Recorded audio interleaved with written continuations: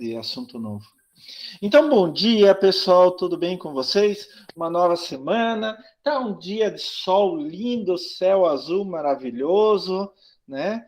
É fantástico para a gente começar mais uma semana. E estamos entrando na nossa 17ª semana. Olha, gente, 17ª semana. Falta muito pouco. Hoje a gente vai ver as aulas 19, que é projeto de rede de operações produtivas, e a aula 20, projeto de processo produtivo. E assim a gente termina a nossa disciplina. Semana que vem eu vou fazer uma breve revisão, né? E daqui 2 semanas é a prova. Lembrando de novo, Douglas e Bruno, que semana que vem, dia 29 de novembro, vocês têm que entregar o trabalho, tá?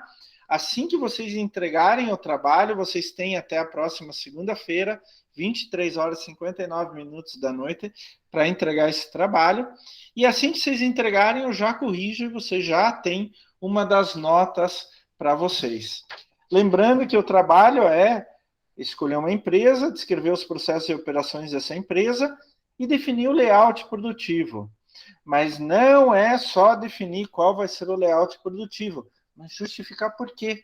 Porque aquele layout é melhor do que qualquer outro layout.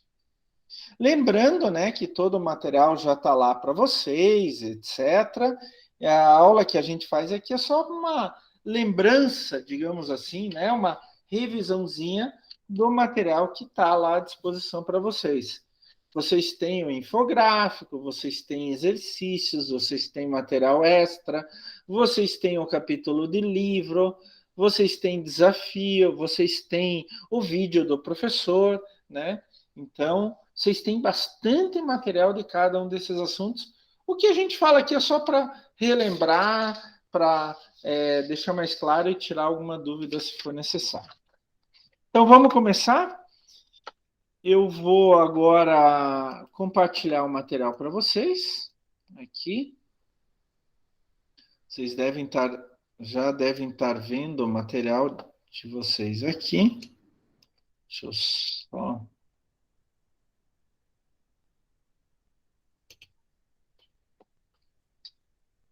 Deixa eu só pegar... Não, vamos fazer um pouco diferente aqui.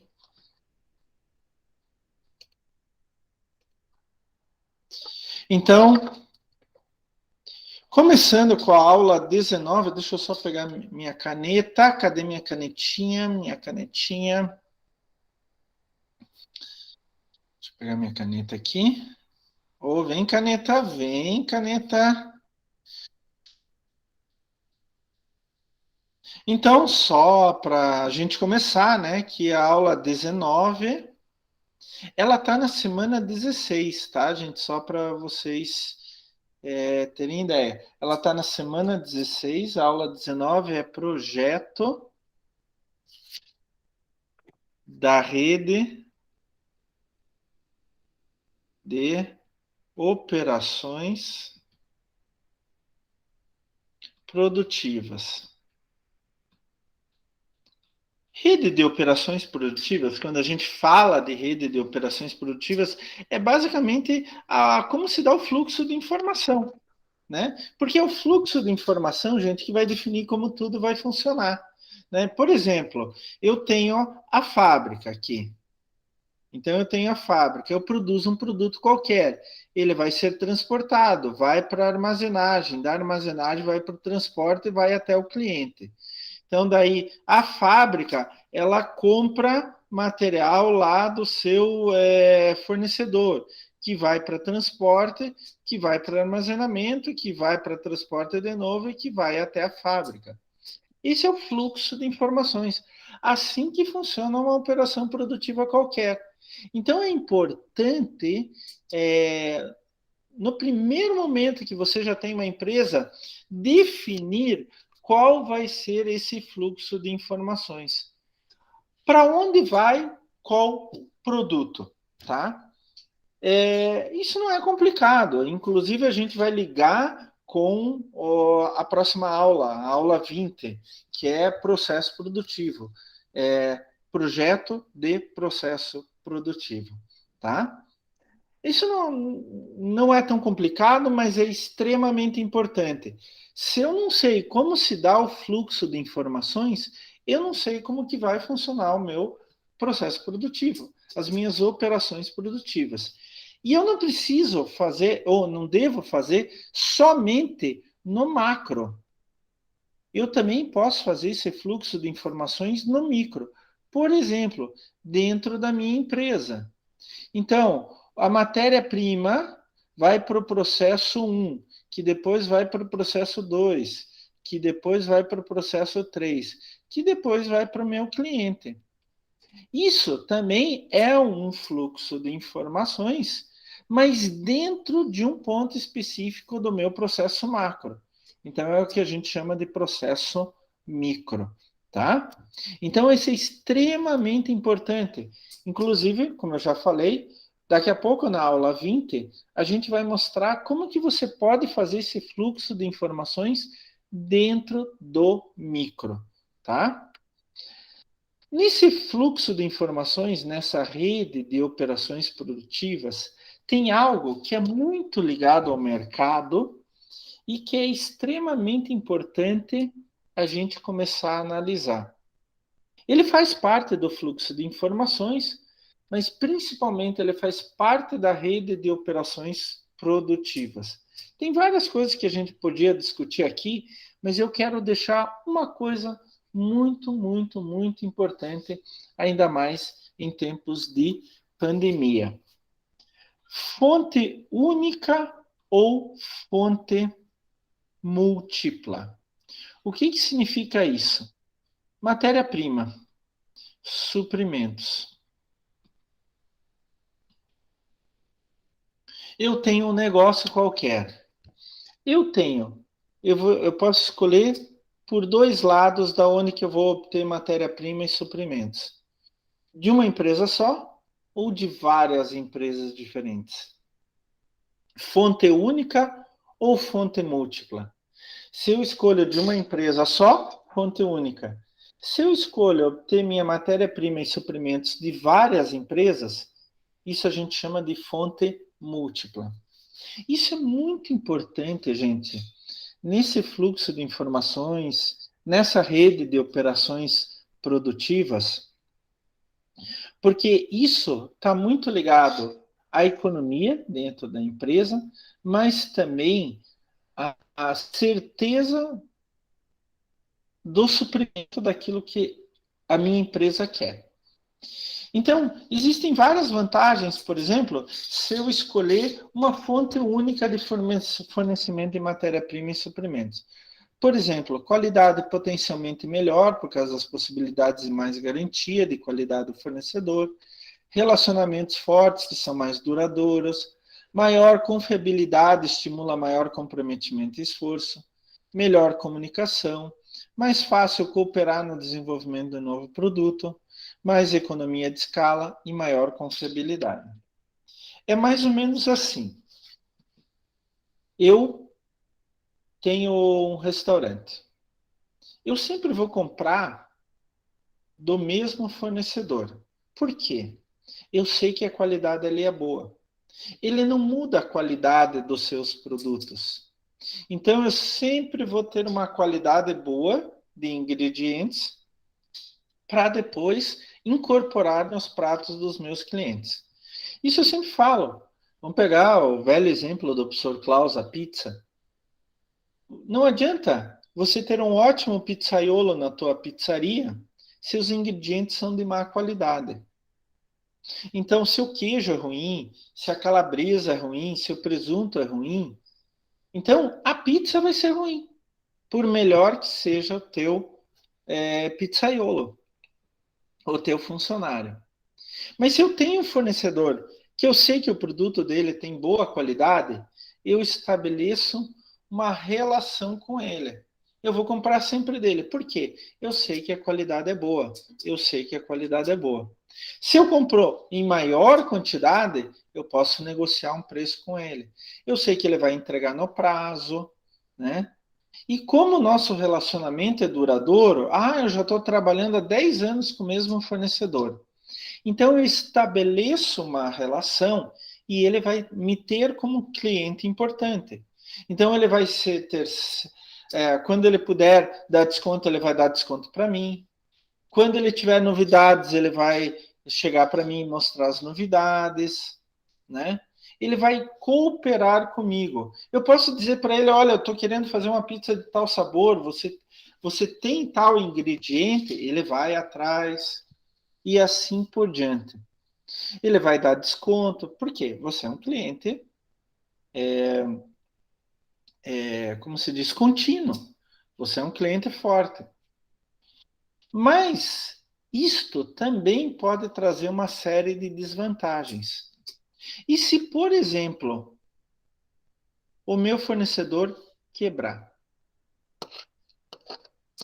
Se, por exemplo, o meu fornecedor quebrar, eu não tenho mais fornecedor. Se falhar a entrega de um suprimento, eu não tenho um outro que possa entrar no lugar. O fornecedor individual ele é mais afetado pelas flutuações de volume. Então, por exemplo, pode ser que ele tire um pouco de mim para dar para outro e assim por diante. E eu não tenho ninguém que cubra esse buraco. O fornecedor poderá pressionar o aumento nos preços se não tiver fornecedor alternativo. Olha, só eu forneço esse tipo de presunto. Então ele vai colocar o preço que ele quiser, porque não tem outro para colocar no lugar. Então, assim, uma fonte única é muito bom sobre alguns aspectos. Eu tenho melhor relacionamento, melhor comunicação, eu posso obter economia de escala, ele sempre foi confiável. Mas e se mudar alguma coisa? Se ele não conseguir suprir por algum motivo, se ele quebrar, eu não tenho ninguém que coloque, que assuma aquele espaço. Ou até eu encontrar alguém que assuma aquele espaço, lá se foram os meus clientes. Né?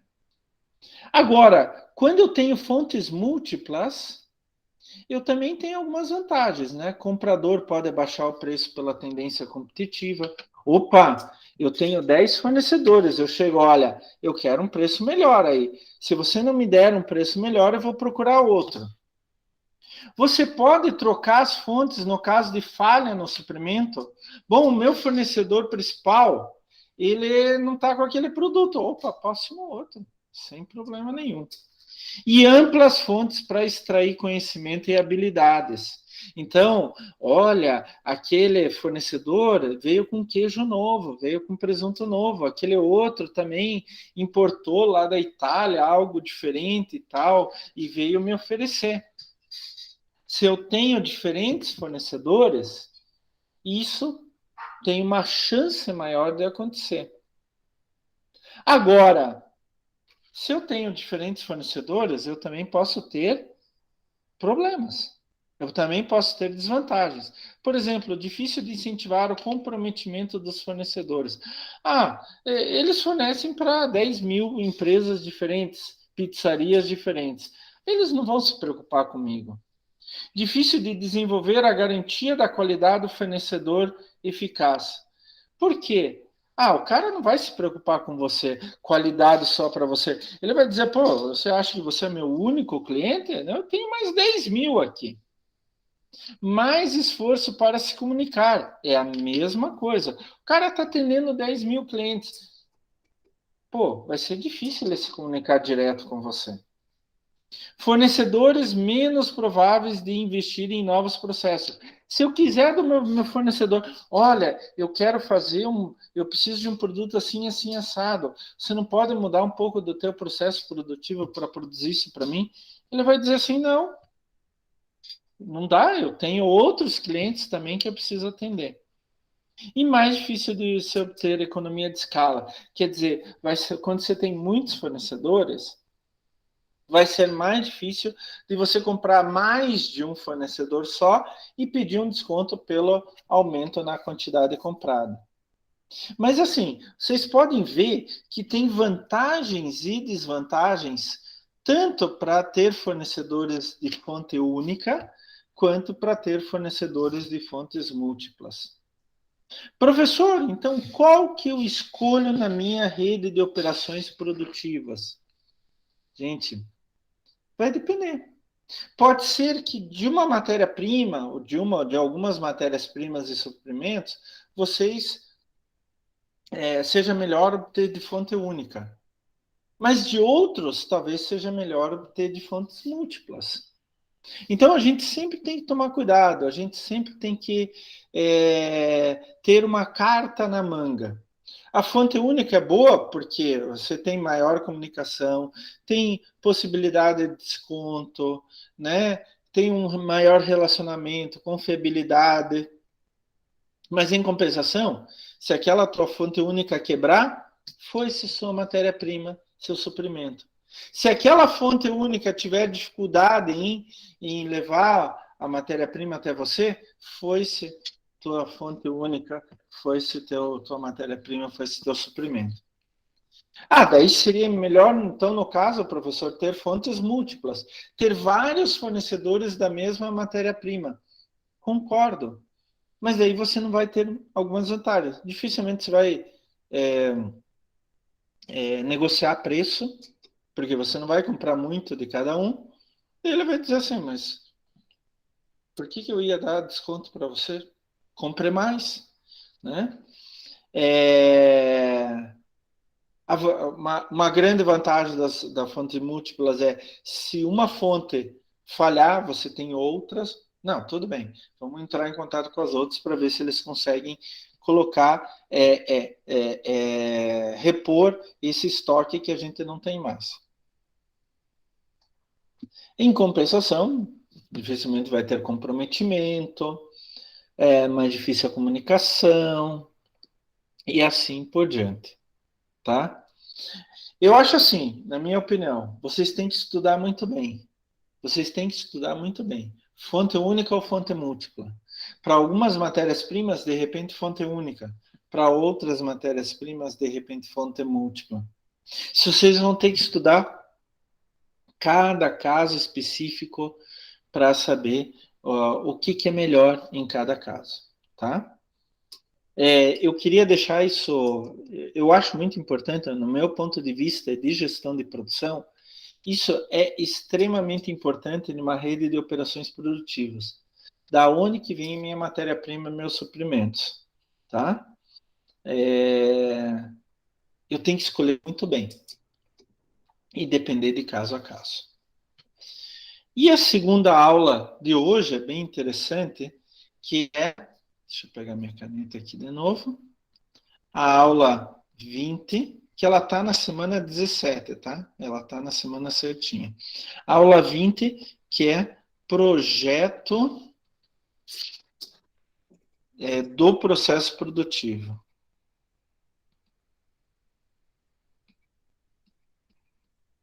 É muito difícil a gente falar como que deve ser o projeto, o processo produtivo em geral. Por quê? Cada empresa tem um produto diferente, um serviço diferente, então o processo produtivo vai ser diferente, tá? Mesmo sendo duas empresas iguais, elas podem ter processos produtivos diferentes. Por exemplo, duas empresas de ônibus, né, Bruno, terem layouts das suas garagens diferentes entre elas. Qual que está certo, qual que está errado? Não sei. Provavelmente os dois estão certos. Só que um se adapta melhor àquela empresa, o outro se adapta melhor a outra empresa. Então, não necessariamente duas empresas do mesmo ramo precisam ter o mesmo processo produtivo. Elas podem seguir caminhos diferentes. Por isso mesmo, é muito difícil falar de projeto do processo produtivo. Mas uma coisa todas têm que ter. Uma coisa é ligado a todas, o chamado fluxograma. E daí um processo produtivo é muito importante que tenha fluxograma.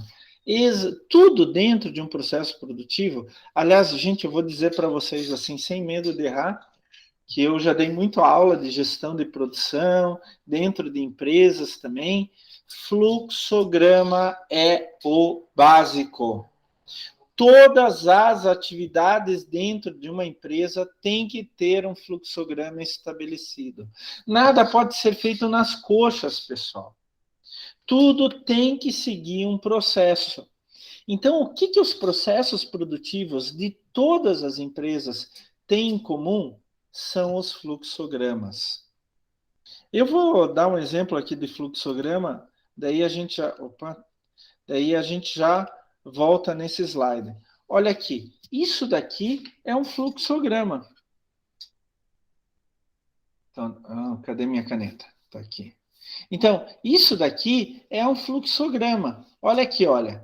O início do processo, digamos que seja um fluxograma de um escritório, tá?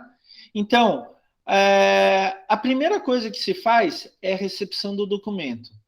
Depois se digita o número de cópias. Depois inicia a reprodução. Depois da reprodução, faz-se uma pergunta: juntar cópias? Se sim, daí tem duas alternativas: juntar documentos. Daí eu tenho que pegar o documento para consulta e juntar aqui. Se não, eu faço a chamada para recolher aquele documento.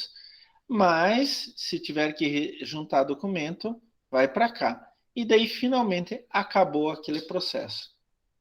Isso daí não é nem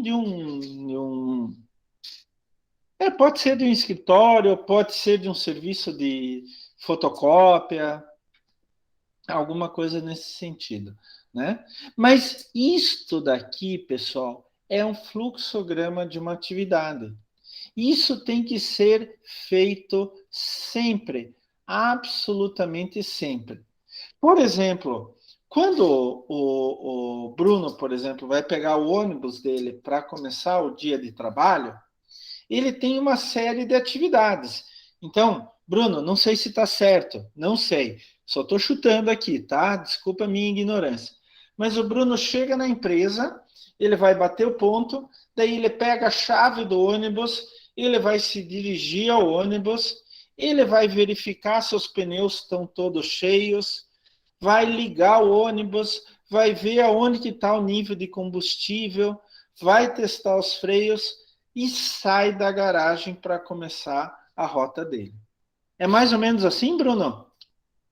É, mais ou menos por aí. Se chega lá, só que daí no caso já tá, tudo abastecido, né? Toda noite os carros são tudo abastecidos. Mas daí eu tenho que chegar, passar lá, bater o ponto, que nem diz o professor, né?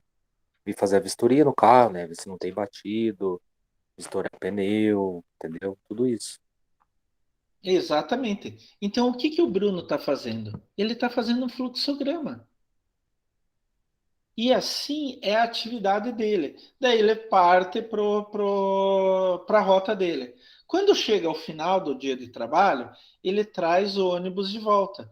E daí ele tem que seguir uma série de atividades também, para entregar o ônibus e poder ir embora. Então não é assim simplesmente feito de qualquer jeito.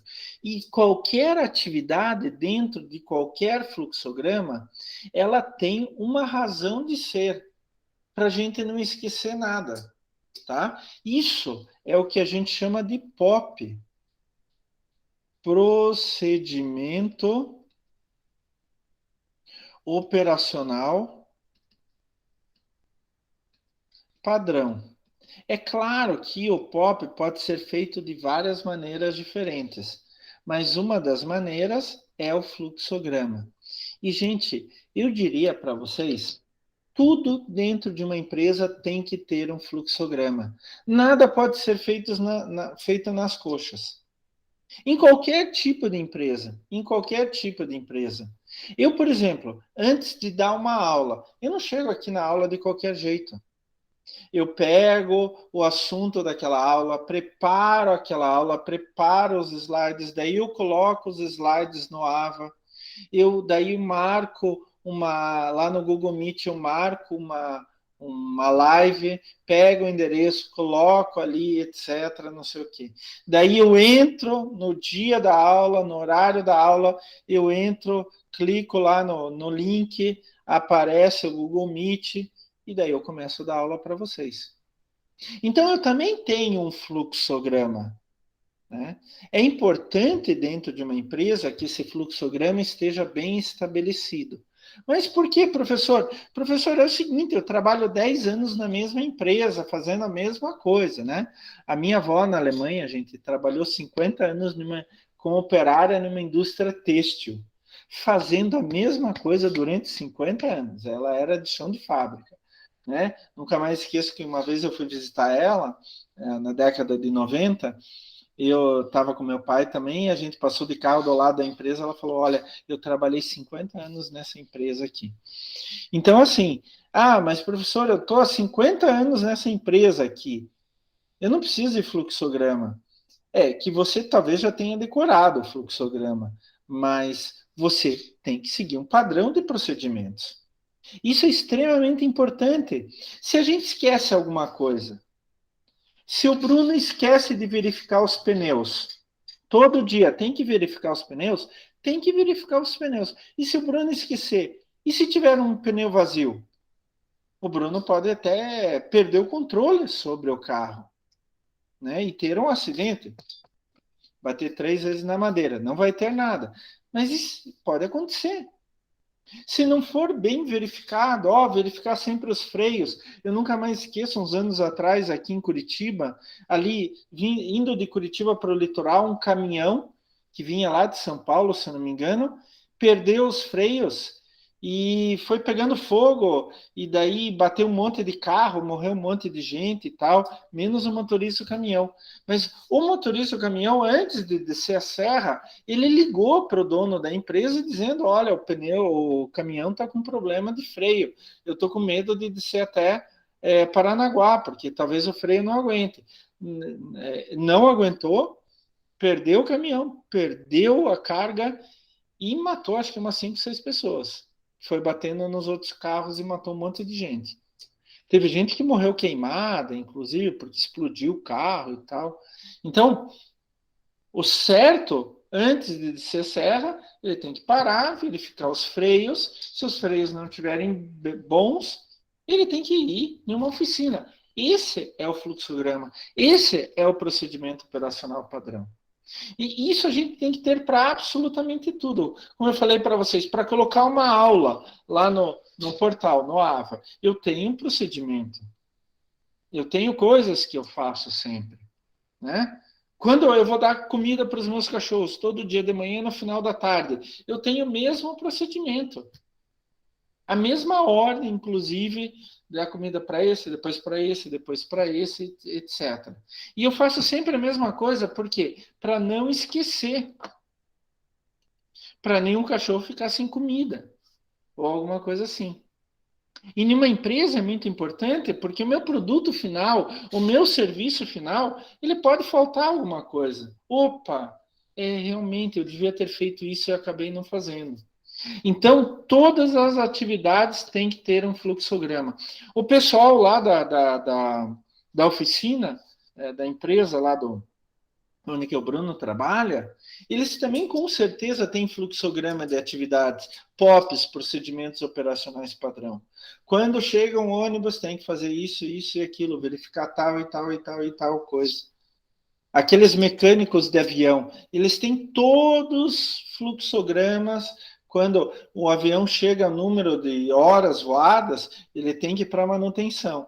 Daí, eles não fazem ao léu, chegam, vou ver o que eu vou fazer de manutenção agora. Não, eles têm toda uma série de procedimentos operacionais com os fluxogramas. Mas vocês estão vendo aqui, pessoal, que o fluxograma tem diferentes símbolos, né? Tem aqui uma elipse, tem um retângulo, tem aqui como que se chama? Um losango, tem linhas e assim por diante. Isso tudo é padronizado. Olha só, gente. Tudo isso daqui é padronizado, então não é assim que a gente faz de qualquer jeito. O que diz um círculo ou uma elipse? É uma operação. Eu estou fazendo algo. Quando eu tenho um quadrado, é uma inspeção. Quando eu tenho uma seta, é um transporte, é um movimento de alguma coisa. Quando eu tenho esse símbolo aqui, que é redondo de um lado e reto de outro, é um atraso, uma espera. Quando eu tenho um triângulo apontando para baixo, é armazenagem. Quando eu tenho um retângulo mais arredondado, aqui é início ou fim de um processo. Quando eu tenho um retângulo, ó, aqui é um quadrado, aqui é um retângulo, é uma atividade. Quando eu tenho esse retângulo aqui inclinado, é uma entrada ou saída de processo. Quando eu tenho uma seta, é uma direção de fluxo. Olha, está indo do lugar X para o lugar Y. E quando eu tenho um losango desses, em pezinho, né, é uma decisão, sim ou não. Então, por exemplo, olha aqui, ó, é uma recepção de documento, é uma atividade. Olha, então é um retângulo. Olha aqui um losango, quando eu tenho uma decisão, juntar cópias, sim ou não. Quando eu tenho um losango, que é uma decisão, eu tenho que ter pelo menos duas saídas, sim ou não. Professor, eu posso ter mais saídas? Tem que ser só sim ou não? Claro que você pode ter mais saídas. Olha, se acontecer tal coisa, se acontecer isso, se acontecer aquilo. Não precisa ser necessariamente sim ou não, né? Quando eu tenho o redondo, opa, quando eu tenho esse redondo aqui, é uma operação, um início ou fim do processo, pode ser feito dessa maneira também. Então, tem toda uma série de padronizações para a gente fazer o fluxograma, tá? Professor, mas é obrigatório fazer com esses desenhinhos? Não necessariamente, pessoal. Agora, fluxograma, eu diria que vamos dizer assim, faz bem para a saúde. Vocês entendem? Faz bem para a saúde. Porque a partir do momento que eu tenho um fluxograma de atividades, de repente até com essas figuras, né, essas figuras geométricas para denotar cada parte do processo, mas se eu tenho um fluxograma, eu tenho um procedimento operacional padrão, as pessoas não têm desculpa para fazer errado. É claro que eu tenho que treinar elas, tenho que mostrar para elas, item por item, elas têm que praticar e assim por diante. Mas a partir do momento que eu tenho um fluxograma, eu tenho um procedimento operacional padrão, as pessoas diminuem muito a possibilidade de erro dentro da minha empresa, de erro dentro da minha atividade. E isso, gente, eu vou aplicar em todos os pontos da minha atividade, em todos os pontos da minha empresa. Por exemplo, eu acho essa figura maravilhosa, até para mostrar isso para vocês. Eu tenho aqui a matriz produto-processo. Então, eu tenho um processo, né, que vai desde o projeto até o final, e aqui eu tenho um produto. Aqui, isso tudo sai em um produto, né? E eu vou aplicar o meu fluxograma em tudo isso daqui. Então, a primeira etapa é projeto, né? Eu estou vendo o que eu vou fazer, como que eu vou fazer. Eu tenho centro de trabalho. Aqui é célula de produção, mais importante, aonde que eu vou produzir efetivamente o meu produto. E isso está ligado com a linha de montagem. Tudo isso daqui é um processo contínuo, tá? Processo contínuo. Agora, tem uma coisa que é extremamente importante dentro da matriz produto-processo. Em tudo isso daqui eu vou aplicar fluxograma, procedimento operacional padrão, em absolutamente tudo isso daqui. Mas tem uma coisa para a gente terminar o processo produtivo que eu quero que fique na cabeça de vocês: controle. Dentro de um processo produtivo, dentro daqueles fluxogramas, eu tenho que ter controle. Talvez o mais importante de tudo seja controle. Controlar no projeto, controlar na célula de produção, que a linha de montagem faz parte, e assim por diante, tá? Controlar em todos os pontos. Um processo produtivo, ele só vai ser bom se ele tiver duas coisas básicas. Claro que tem que ter mais, mas essas são básicas. Fluxogramas bem feitos, bem colocados e controle. Eu vou dar um exemplo de fluxograma para vocês. Uma vez, uma amiga minha, o marido dela é engenheiro de produção, isso daqui é a disciplina de gestão de produção, ele trabalhou por muito tempo no antigo HSBC, que hoje é Bradesco, né? E como engenheiro de produção. E uma das tarefas, ela estava me contando, eu nunca mais vou esquecer isso, uma das tarefas era ele fazer o procedimento operacional padrão, o fluxograma das máquinas automáticas. Aquelas que tem ali nos bancos, onde que você pode depositar, né, depositar cheque, depositar dinheiro, tirar dinheiro, fazer outros tipos de operação. Então, ela estava contando que uma vez ele teve que fazer o fluxograma para a questão do dinheiro em cédulas dentro dessa máquina.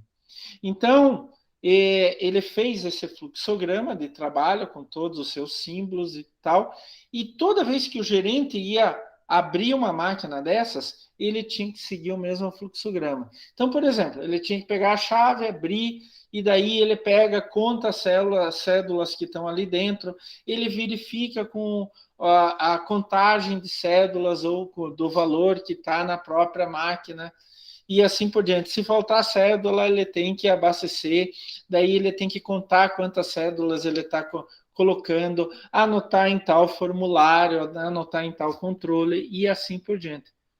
Então, o que, que ele fez? Ele fez um fluxograma de atividades de como o gerente ia fazer em cada uma das máquinas. E repetia para a próxima máquina, e para a próxima máquina, e assim por diante. Esse é o fluxograma.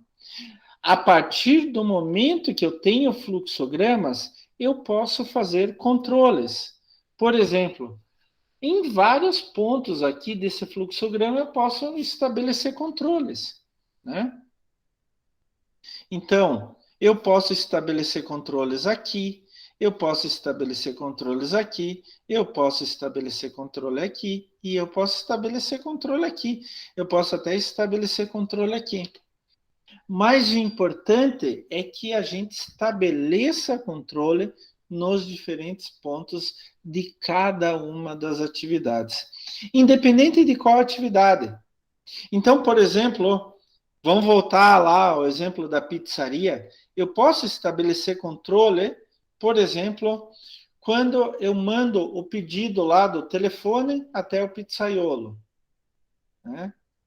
Você está fazendo certo, os pedidos certos. Eu posso estabelecer controle quando sai a pizza do pizzaiolo para entregar para o cliente. Posso estabelecer? Posso. Eu posso estabelecer controles no fluxograma de aquisição de matéria-prima? Posso. Eu posso estabelecer controles na entrega da pizza pelo motoboy? Posso. Devo. Todos esses pontos, né?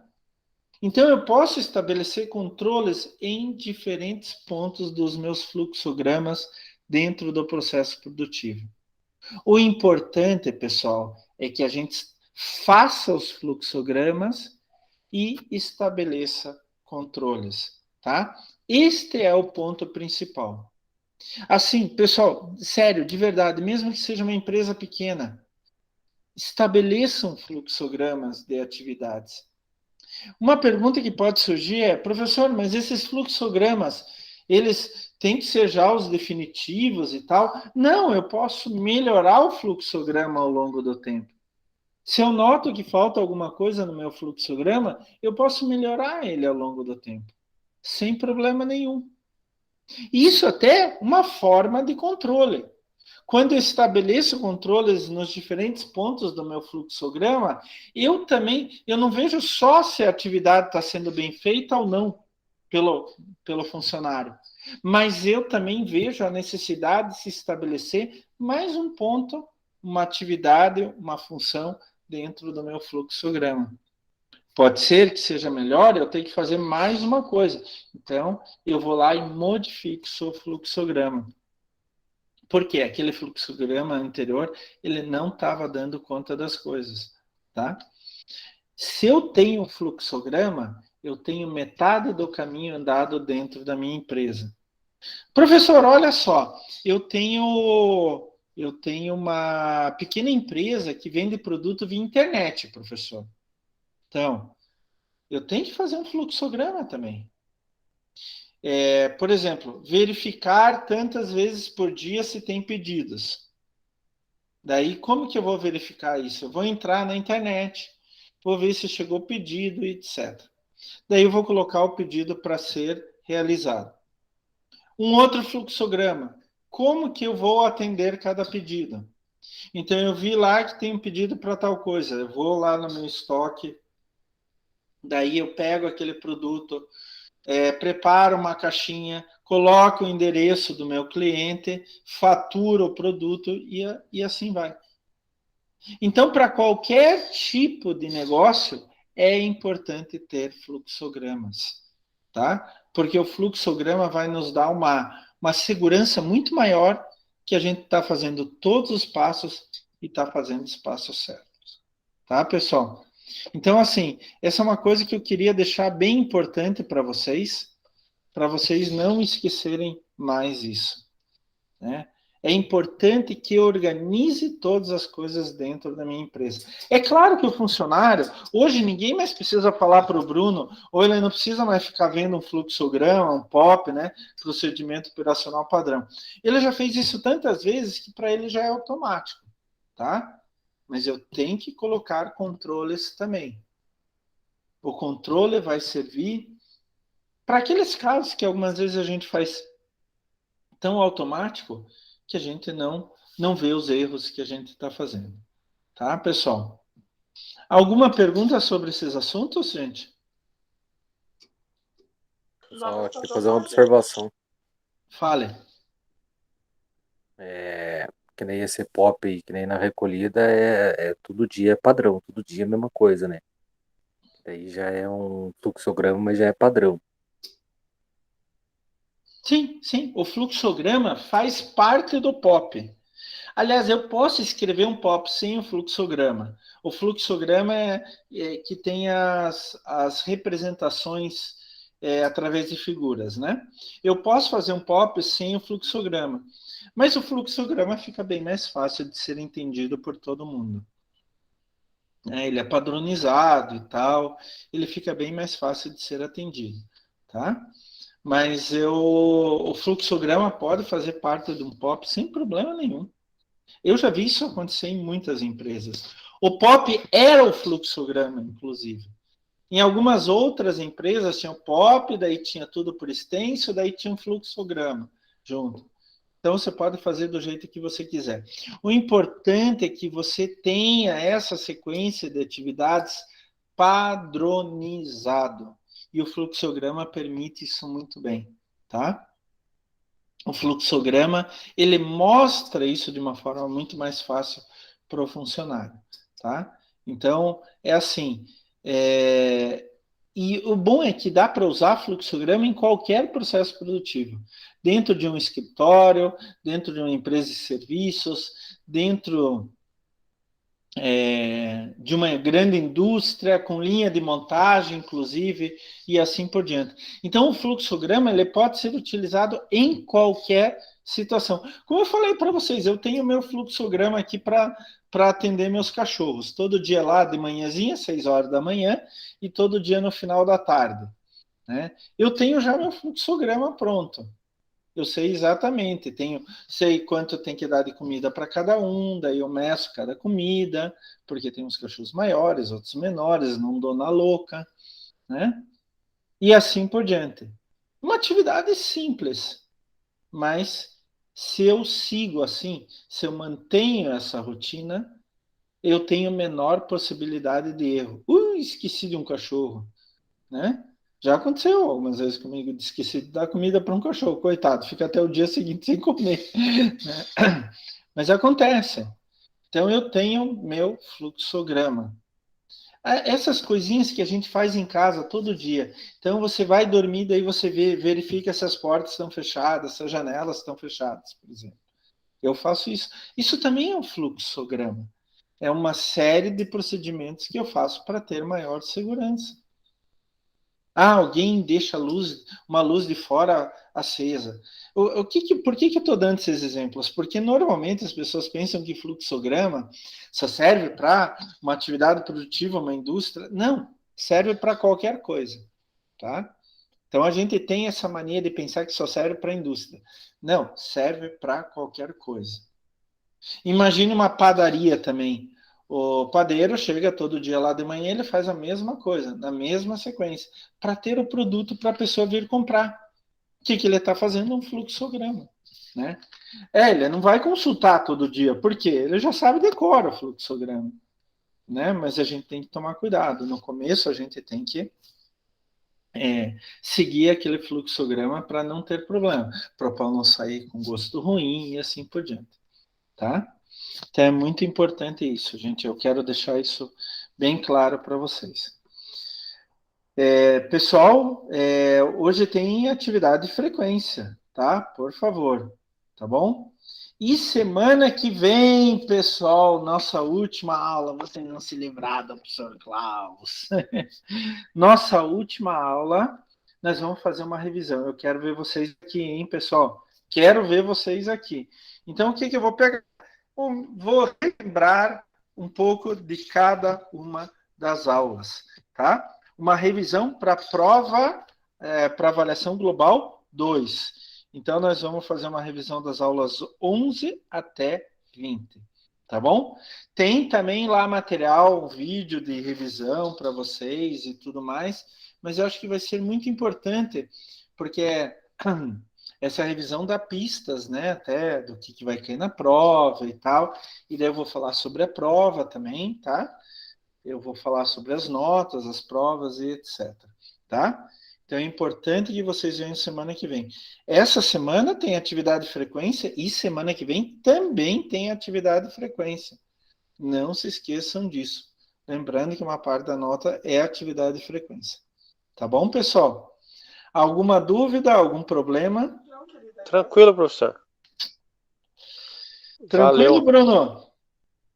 Tranquilo, valeu pela aula, professor. O que é isso, gente? Bruno, fica tranquilo também. Deixa primeiro o problema vir. E se você precisar de alguma coisa, eu não tenho muita experiência com multa, mas eu até posso perguntar para alguns amigos, tá bom? Tá, beleza. O que a Conversamos gente qualquer puder coisa. ajudar, a gente está aí para ajudar. Gente, uma ótima semana para vocês. Não se esqueçam da atividade de frequência e do trabalho, que tem que entregar semana que vem. Não se esqueçam disso. Uma boa Beleza, semana para valeu. vocês, Tchau. pessoal. Tchau, Tchau, tchau, tchau. professor. Tchau, tchau, gente.